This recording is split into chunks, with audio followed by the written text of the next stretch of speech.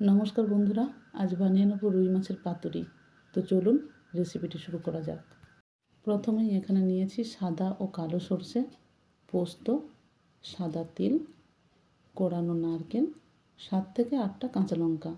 এগুলো আমি পেস্ট বানিয়ে নেব। এইভাবে পেস্ট বানিয়ে নিয়েছি।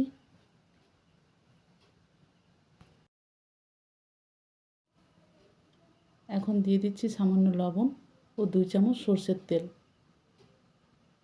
এই উপকরণগুলো ভালো করে মিশিয়ে নেব।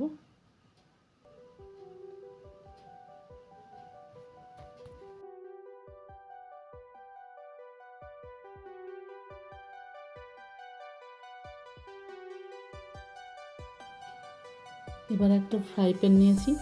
লো হিটে কলা পাতাগুলো এইভাবে 2 পিঠ সেঁকে নিতে হবে, তাতে করে কলা পাতাগুলো নরম হয়ে যাবে।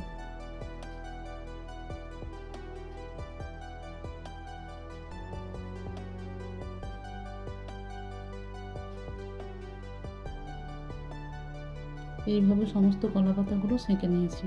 অনেকটা কলা পাতা নিয়েছি।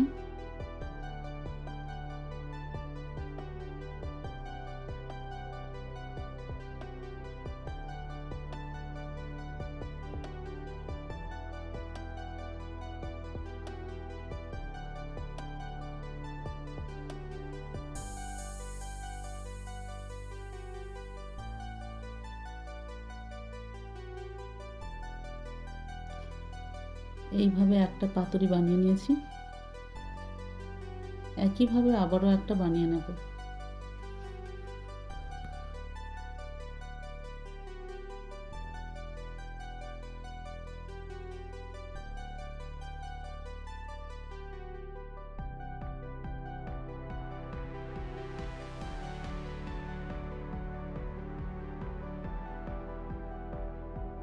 কোনো রকম বাঁধন ছাড়াই সমস্ত পাতুরিগুলি এইভাবে আমি বানিয়ে নিয়েছি।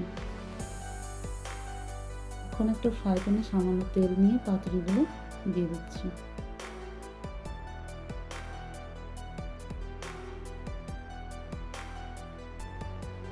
লো হিটে 5 মিনিট ঢেকে নেব।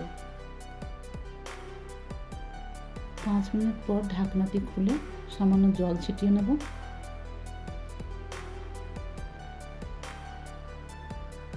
আবারও 5 মিনিটের জন্য ঢেকে নেব।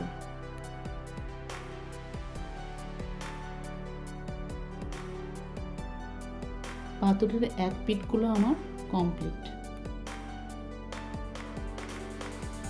এখন উল্টো পিঠগুলো একই পদ্ধতিতে আমি রান্না করে নেব।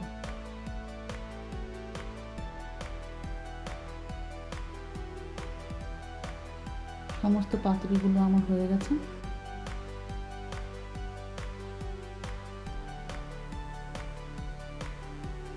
ভিডিওটি ভালো লাগলে একটা লাইক, কমেন্ট, শেয়ার করে দেবেন। সবাই ভালো থাকবেন বন্ধুরা।